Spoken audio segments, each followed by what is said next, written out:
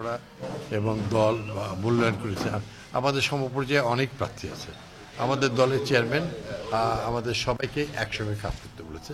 আমাদের দেশ রক্ষা করা এবং দলকে সুসংগঠিত করা, শহীদ জিয়ার আদর্শ, বেগম খালেদা জিয়ার আদর্শ এবং আমাদের বর্তমান চেয়ারম্যান তারেক রহমান সাহেব অত্যন্ত পরিশ্রম করছেন, দলকে এই জায়গায় নিয়ে এসছে।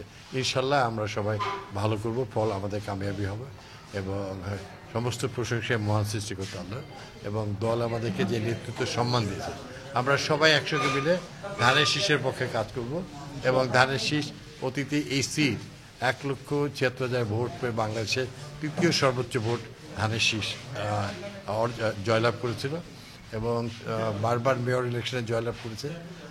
এই রাজশাহীর মানুষ হচ্ছে বিএনপির প্রতি প্রচণ্ড ভালোবাসা আছে এবং রাজশাহীর জনগণ বারবার